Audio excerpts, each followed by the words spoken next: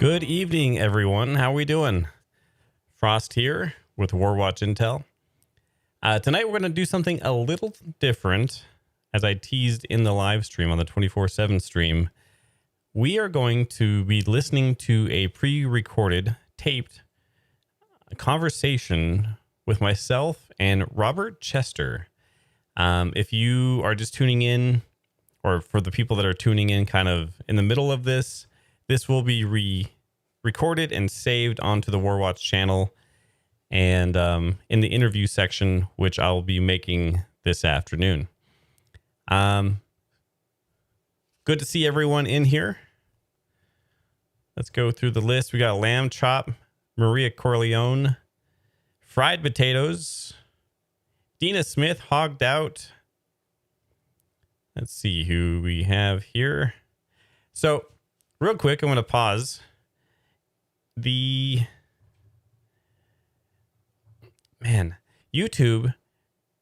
is kind of messing with stuff.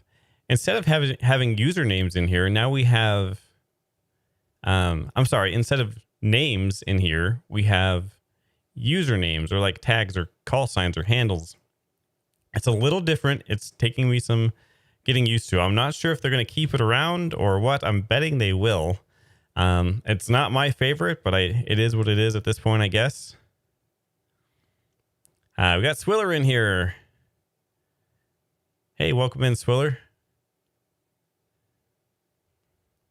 So we'll find out more on that, but to get right into it, I had a fantastic conversation with Robert Chester. I've known and talked to him in Discord quite a bit, especially months ago when we used to pile in there, which towards the end of the conversation, I'm not sure if this part made it in there. Robert would love to have more of us talking in Discord. He misses that, and I think that would be great. That's one of the things we did in Discord is we took away the VIP channels because of Robert's suggestion, and now we have just open voice channels where people can go in there and discuss, play games, do whatever. But anyways, Robert Chester, interview 1. And I say that because there's going to be more to come. What a fascinating person. And we're just going to get right into it. And then we'll see you afterwards. Thanks for tuning in.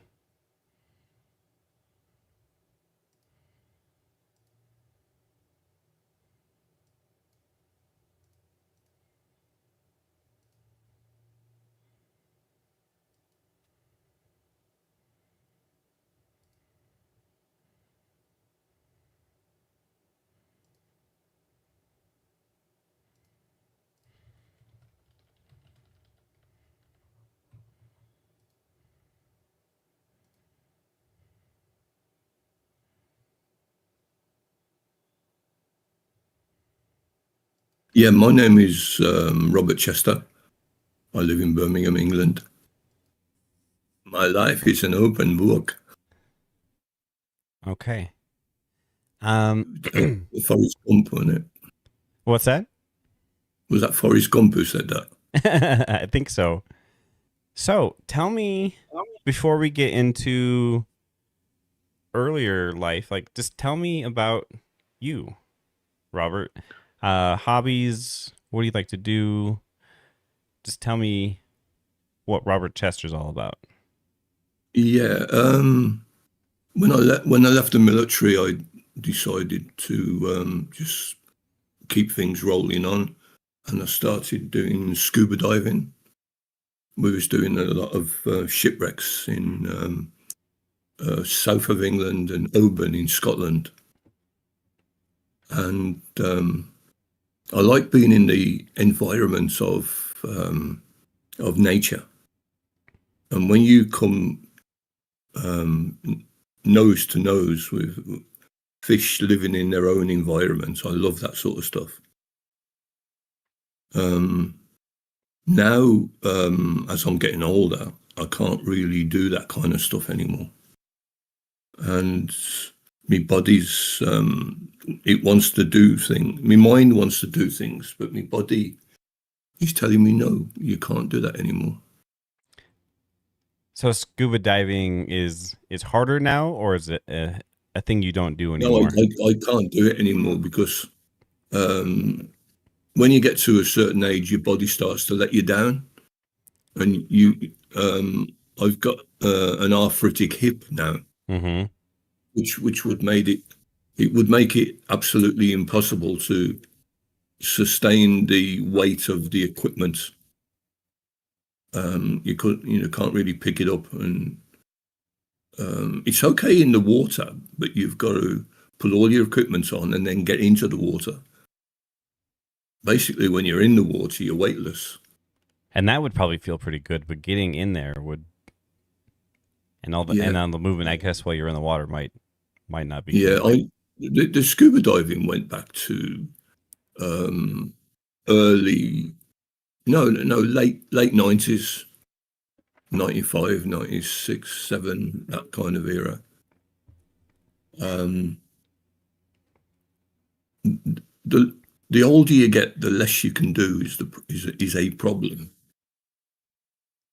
So I used to do a lot of swimming as well. Um, Obviously, the two went together. Yeah, definitely.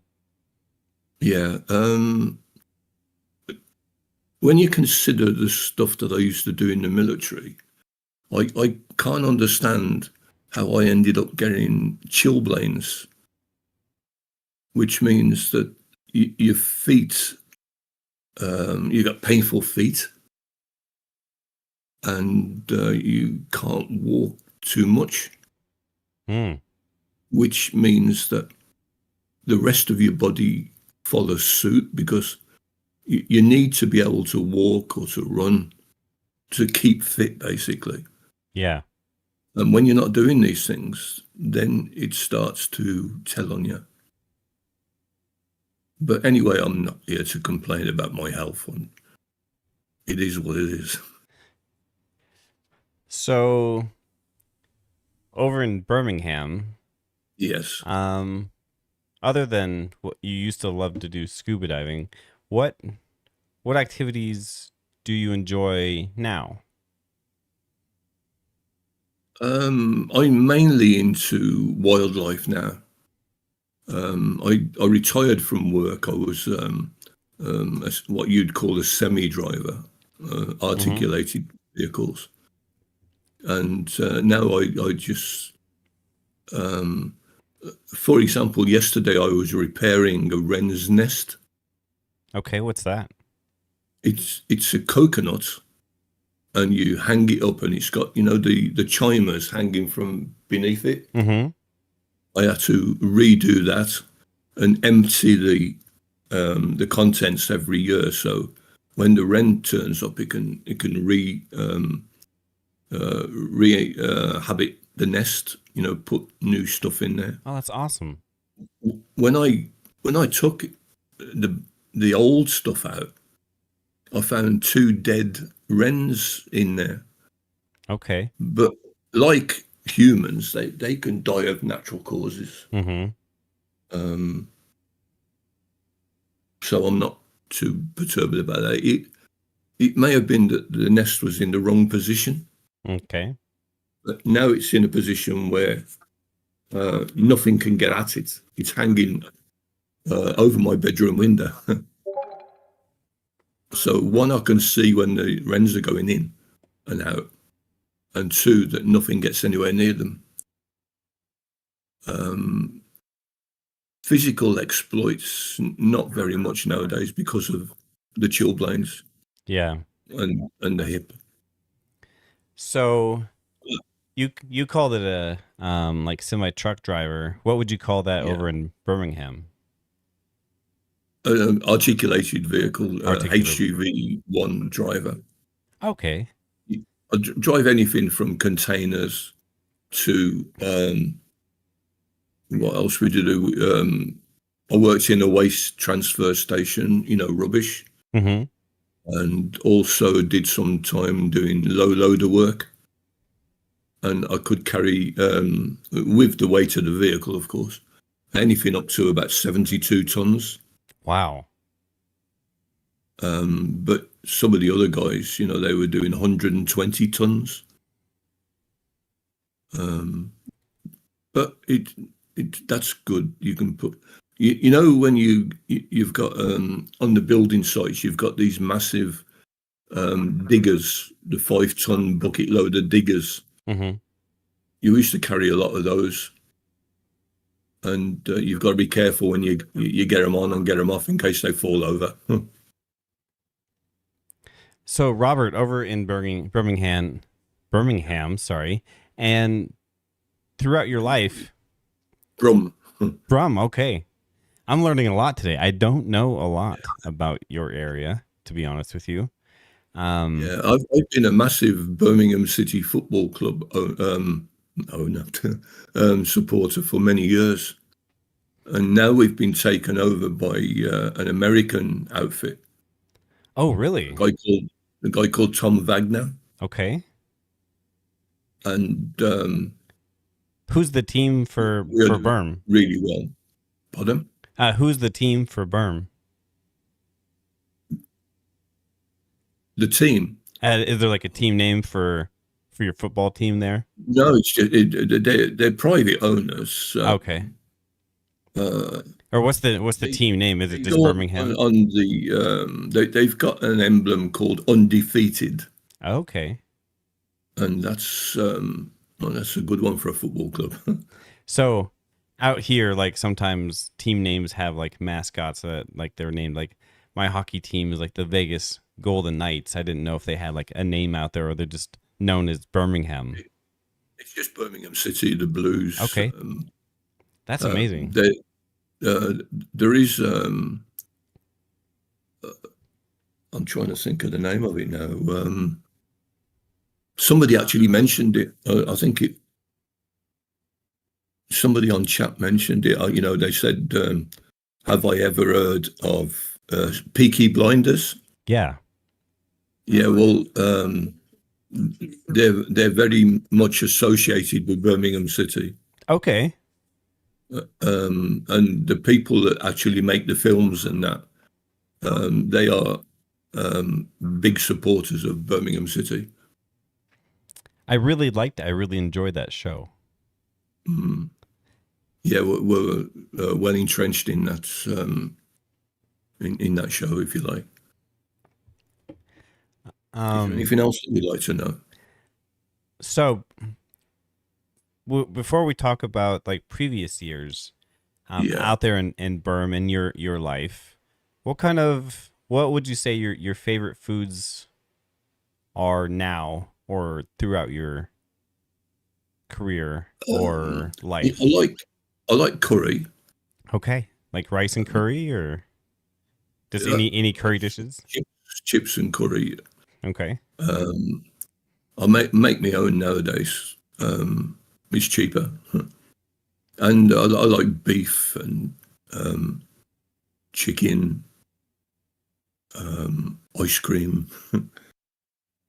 Yeah, I'm just into normal foods. Excellent. Now, as someone that doesn't know a lot about curry, I do enjoy it, but most of the stuff that I've had here Yeah, is more of like a sweet curry or more has like pineapple in it or stuff. Is that about what you have over there? over here we go for the stronger stuff like biryani Okay. and those type of curries. Has a lot more heat Uh, to it. Spice. yeah, Okay. heat and spice. Yeah, I've stopped eating Chinese curries Okay. because of the situation in China. Yeah, definitely. I can understand that. Yeah, So tell me, so for the people that don't know yeah, and might be new to Static Shift, which used to be or Watch Intel, Robert yeah, yeah, Robert Chester, who I'm speaking with, um, has been around for a while and has been a great moderator for us. But for those who don't know, uh, Robert was actually in the French Foreign Legion. How the heck did you um, sign up for that? And tell me that whole process? Yeah. My military career started in 1969 stroke 70. I was living in slums in Birmingham, and I needed to get out of that environment. So I signed up for the military. Um, I joined the what's known as the 22nd Cheshire Regiment, and we travelled quite a way around the world with those. I was in Germany for 5 years. We lived in Blackpool for 2 years, and spent time in the Troubles in Northern Ireland, patrolling the streets of Belfast and Londonderry, getting shot at, and they was trying to blow us up on occasion. So for people that don't know, Hmm. It, it, what is the French Foreign yeah. Legion, Okay. and how do you That sounds good. get involved? As someone from Birmingham, how do you just get involved with the French Foreign Legion? Yeah, okay. If we want to stick on the Legion, yeah. Well, in England, there's stories about the Legion, Hmm. and I wanted to get back in the British Army, but my colonel wrote to me and he said, because of the age, that would be difficult. Um, but the Foreign Legion, they accept you up to 45, Okay. and I was 29 at the time. So I just went over to Paris, and Hmm. I asked the copper the directions, how to join. And he sent me to a place called Fontaine-sous-Bois, fountain under the. Sorry, we're being interrupted. Oh, you're all right. Fountain under the Bois, in a place called Fort de Nugent, and it's in the middle of Paris, and it's a little fort in the middle of Paris. You would have thought it was come from one of these comedy films. This is super amazing. So you just kind of walked up to the front door and said, Yeah, "Sign me up." yeah. I may have sent pictures of that front door actually. Okay. Um, I might do tomorrow, and then you can add them. Um, yeah, this guy just opens the hatch and says, "What do you want?" And I said, "Well, I want to join the Foreign Legion." Anyway, they take you into a room, and they give you an hour to change your mind, Wow. and they take off take your possessions off you. So anybody who joins, don't take too much in with you. And the AMs, and then you are processed. Make sure that Interpol are not looking for you and stuff. And then they send you to a place called it's in Aubagne, and it's Premier Régiment Étranger de Légion Étrangère, and it's basically the beginning of any journey into the Foreign Legion. You all go there. So it's kind of like what us Americans would call like boot camp, maybe. Boot camp, yes, yes. I was about to say that. Yeah. Oh, wow. Yeah, it's the first time I've ever lay in bed and heard crickets, and it was really loud. And I thought, oh God, this is an exciting place. And what they do, they first find out your fitness level, intelligence level.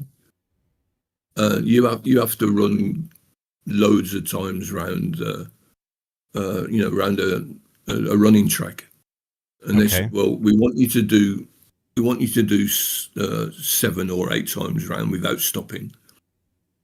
And I got to 12, and I said, is that enough?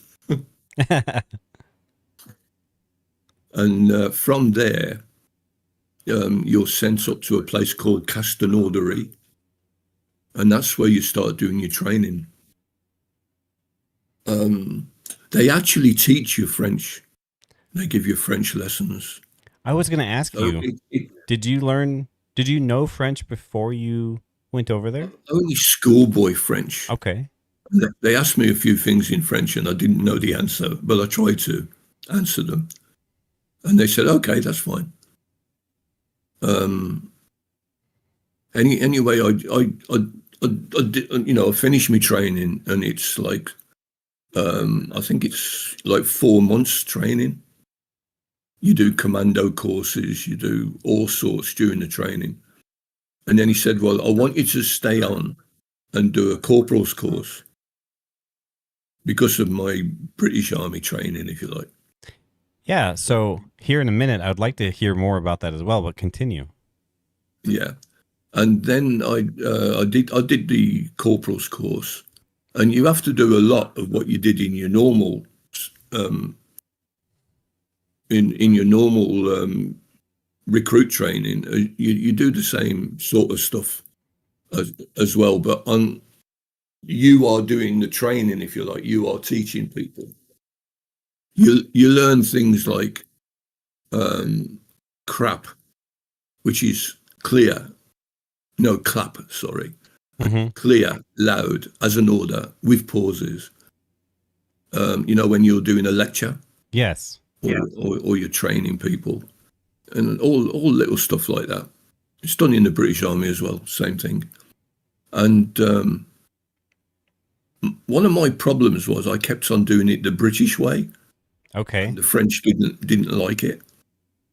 And I had this, I think he was a captain, come up to me after I'd did this manoeuvre, and he hit me on the head with, a tin helmet, Mm-hmm. and he said, "You're an LF or training corporal, not an effing brigadier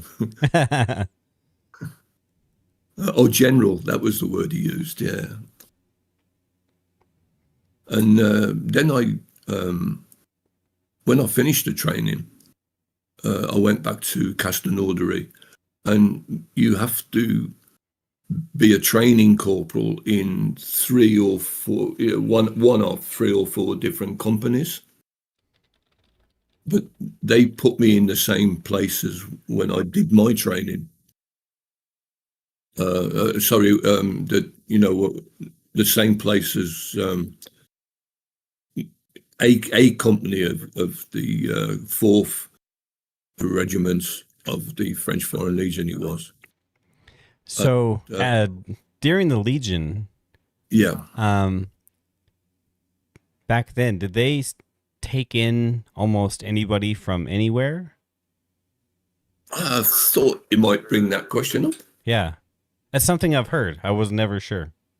No, if you've had problems with the law and it's all dealt with, so long as it's not sex, drugs, or rock and roll, Mm-hmm. um, and you are not being hunted by Interpol, they don't mind if you're trying to escape from your girlfriend or your wife. If you just want an outlet and you think, oh, I'm going to join the Foreign Legion, get out of all this, Mm-hmm. they don't mind that. They'll let you escape from stuff like that. Yeah. And did they call the kind of like the basic training, like I said, what we would call here? Did they call that the Yeah. farm? And Yes. Yes. okay. Yeah. To even wear the kepi after 1 month of um, inoculations and getting to know the place, they sent you to a farm, and the one that we went to was a place called La Jasse, and it's what we call the beasting farm, where Interesting. the people there, to find out if they really want to be there, you put them through progressive humiliation, um, because the way that we do it is you've got to break them down and then build them back up again. That seems true for a lot of Take all of military. that. Yeah. If you can take that, then they want you. You've got to be able to, um, you need discipline, and also you need to accept discipline. Otherwise, it's not going to work. Yeah. You had a few deserters, and what happens then if somebody deserts? Everybody in the room shares out your kit because you're not Okay. expected to come back again. Uh, Castelnaudary is near Carcassonne, and it's not very far from the Spanish border. If you know, just for geography. And then once you've finished your training, then you go back to you go back to the regiment. Is that when you receive like your specialty or your role? Like here in the United States, we would call you like your MOS. Yeah, you well go back to the my training of recruits. Mm-hmm. I would get up in the morning and make sure that nobody had deserted for one, and then make sure that you give them a certain amount of time to get their bedding ready and get dressed properly. And some people don't even know how to dress. We had to put all that sort of stuff together, and then we'd hand it over to the sergeants, because at this point I'm only a corporal. Okay. We'd hand that over to the sergeants and the officers, and we were just there to make sure that nobody stepped out of line. We used to do things like going on imagine going on a 5-mile run Mm-hmm. with all of your equipment, The and you've got full to ruck. do it. Yeah, you've got to do it within 29 minutes. Oh, it's timed. Okay. Yeah, and anybody who didn't do it in anything up to 45, 50 minutes, they had to do it again on Saturday morning. Oh, so you definitely want to do it right the So first you time. definitely want to do it first time. Yeah, Yeah. yeah. Wow. I used to love doing that, but that's one of the reasons why now I've got problems. Yeah. Anybody who's served in the military, you'll find that you've got people of 93, for example, and they're fit as a fiddle. And you've got people like me in the 70s who are having problems. And a lot of it is down to the stuff that you went through in the military. It takes a toll. It takes a toll, yeah, as I'm finding now. Yeah, there's things like the Sakado run. And we went on one of these runs once, and it was a nice hot sunny day. And we had a German newspaper outfit with us, filming us. I can't remember what they were called. D something or other. Stern magazine, I think it was, something like that. And you're all smiling and gritting your teeth at the same time. Yeah. Yeah. And then once you've got through, I took three different sets of recruits through, trained 3 lots of recruits. And then you're given an option of what regiment you want to go to. Okay. And I opted for the parachute regiment, That's amazing. which are based in Corsica. And we when you get there, you got to prove that you know what you're doing, and they give you a little task to perform. And mine was to teach people how to use an anti-personnel mine. which are basically banned now, apart from Vladimir Putin. Just And because they're left everywhere. yeah, Yeah. everything is done in French. Was that hard to pick up, French? Euro flight radar 24. If I was in England looking at a computer screen trying to pick it up, it would be difficult. But when you're there 24/7 and you're thinking in French, that's a lot easier. I've heard people learn say that French. before, is in other languages, is not just the language, but when you're able, like just like you said, able to think in that language. Like Thinking it, yeah. if you're in Germany, you're thinking as a German. Yes, yeah. That makes so much sense. But the difference in Germany was, I loved it in Germany, and I loved the German people. The thing there was, you're in a British environment in the camp. I see. And you don't really need to learn that much German, apart from you need to learn, you know what you're saying when you're in a bar. Mm-hmm. I won't say brothel. I mean, you know, in a nightclub or whatever. Yeah. And you go to the shops. You want to get on a bus. You want to get on a taxi. You got to know what you know what you're saying, and you can't really get away with saying it all in English. So you don't really learn the language as intently as you do in the Legion. I mean, I was 3 years in the Foreign Legion, and I learned more French than I did learning German for 5 years in Germany. The camp we was in Berlin was literally 100 yards away from Spandau Prison, where Rudolf Hess was. And on many occasions, we had to guard Rudolf Hess. I think I stood about 10 feet away from him, guarding him. That's amazing. You're not allowed to talk to him. You're not allowed to offer him a cigarette, which I don't smoke anyway. For people that don't know, who is that?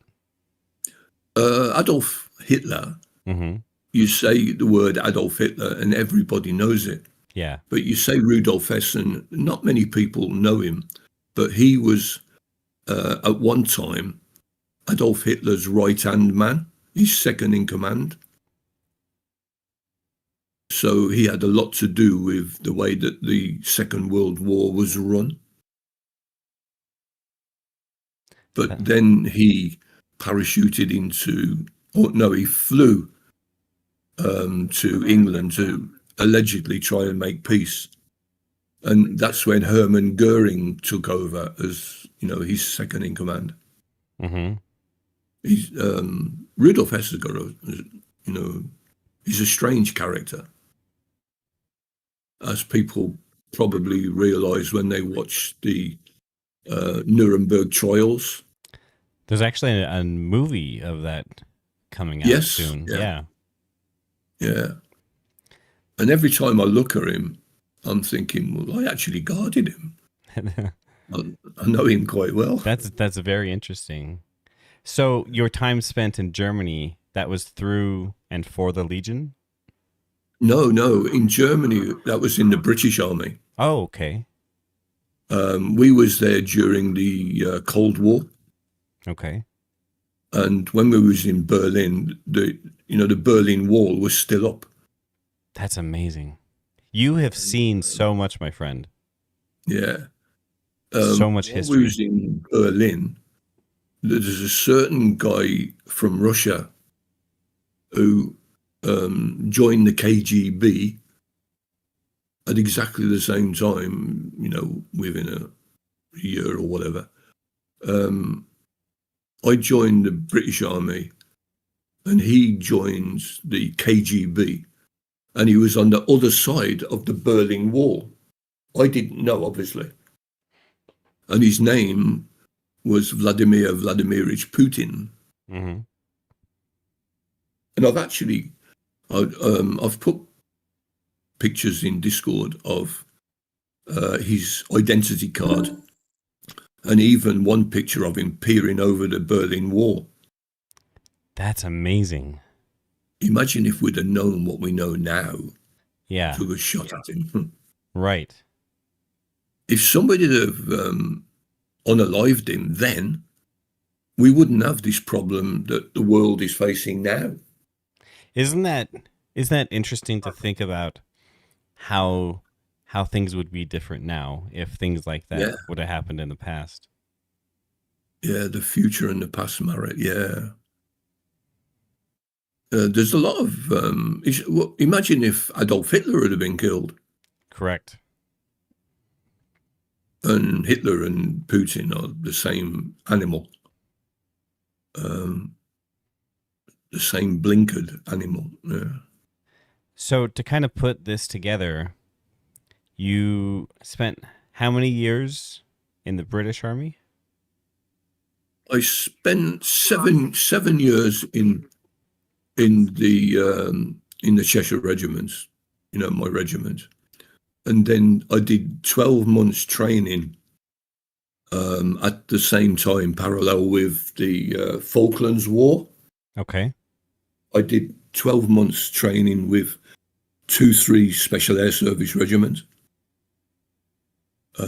spending a lot of time in Blacks Mountain, Elan Valley, Brecon Beacons, Penavan. I used to drive me lorry during the week. Friday night, they'd pick us up and drop us off in the middle of nowhere and say, right, you have got 48 hours to find your way to a certain location, dropping off at trig points along the way. And we didn't know where we was. Well, we cheated. We did know where we was, but but you're not supposed to know. You're not supposed to know, no. And imagine they'd show you a map and say, where are you on the map? And if you went to put your finger on the map, they'd give you a smack with a stick on your hand. You're supposed to get a blade of grass, and then point out where you are with this blade of grass. Oh, much more exact, huh? Yeah. That's amazing. And, it's crazy. I loved it. But because I was driving lorries and trying to, progress into 2-2 SAS, or even stay where I was in 2-3 SAS, I ended up failing the selection right at the end, because you can't drive lorries sat on your butt driving lorries and then expect to the weekends, to do the stuff that we used to do. And I can't stand Civvy Street. Yeah. So that's when I decided, well, yeah, I'm going to join the French Foreign Legion. I was going to ask you, is that one of the motivators of not being selected for the SAS to join the Legion? Yeah. Amongst other things, but yeah, basically, yes, yeah. And the reason I ended up leaving the Foreign Legion in the end was all different regiments of the Legion, there's 10 of them, or was, you all do a stint in Chad. Okay. Like when you guys went to like Vietnam. Yes. Well, we went to a place in Central Africa, Republic de Centrafrique, and that was in Bongi and Chad, right in the center of Africa. Horrible place. So I've heard. When the last parachute jump I ever did was into Bongi in Central Africa. Is it true that everything there wants to kill you? The wildlife, the plants, some people. Yeah, I ended up when I was in Chad, or it could have been Bongi getting hepatitis B, sorry. Mm-hmm. And I obviously I didn't realise it. I left there, went home on leave, and then got back to the regiment. And the day you get back, you have to go on a run, just to get all the alcohol out your system. Yeah. And I collapsed into a ditch, Oh my gosh. and I was carried to the MI room or the infirmary. And they told me that I'd actually died for about 2 minutes, something like that. But they brought me round, and they casevaced me in a helicopter to the other side of the island in Bastia. But the thing about hepatitis is, once you've got it, you've always got it. Okay.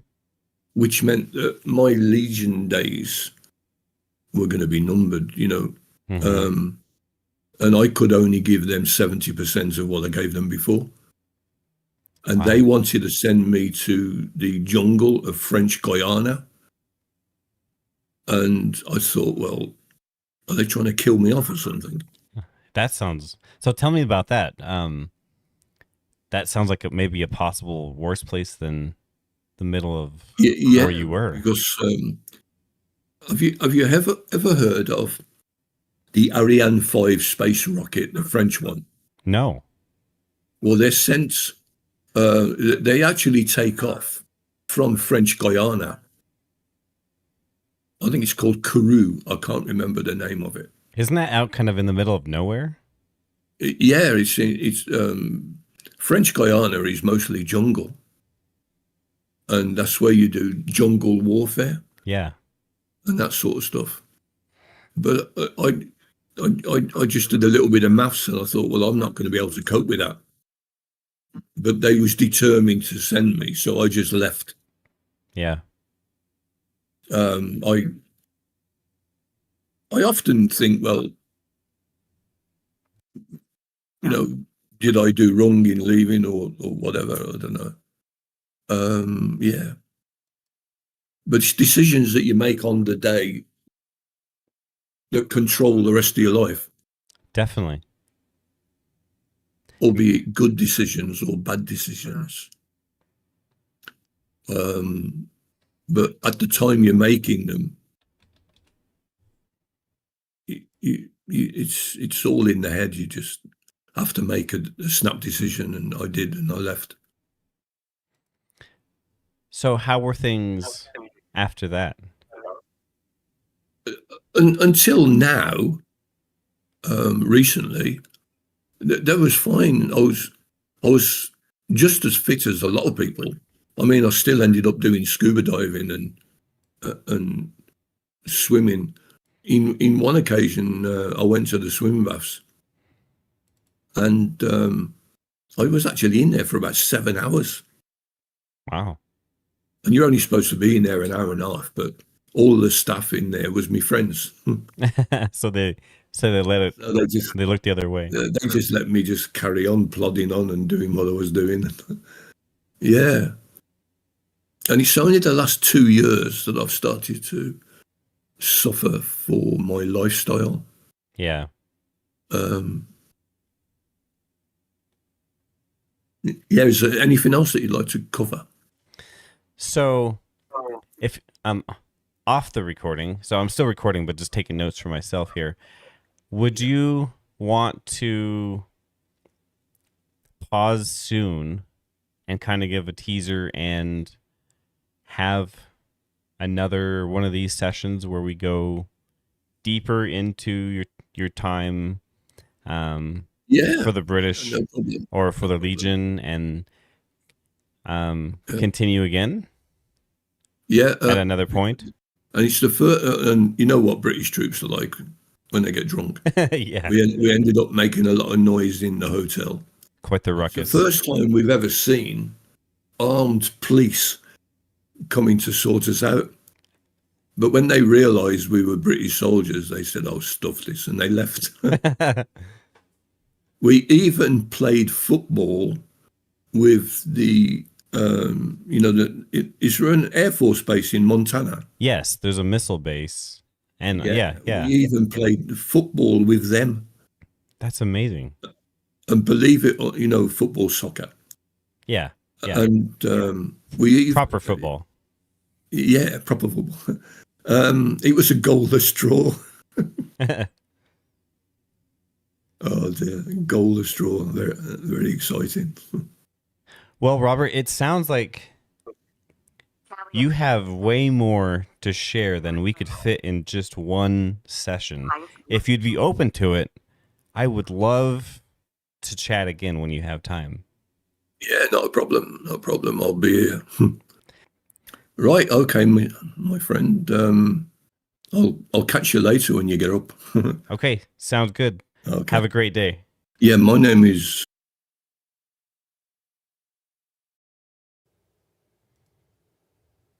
All right. Robert Chester, everyone. What a brilliant interview. And what an amazing person. Do me a favor, and I know you will.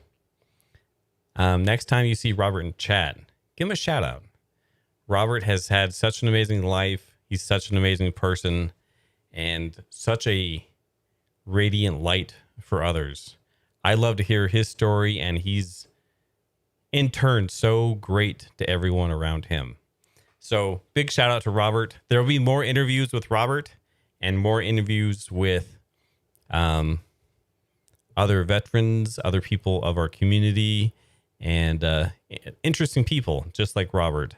So with that, Robert's request towards the end of this interview, off the record, I kind of teased it at the beginning, was chatting more often in Discord with voice. So if you see Robert in Discord, pop in there, give him a shout, go say hi. It's one of his favorite pastimes. So with that, thank you so much for joining. Thanks for listening. And again, thank you to Robert for coming on. And what a pleasure. That was such an amazing chat. Thank you so much. And I'll restart the live stream and we'll see you over there. Thank you.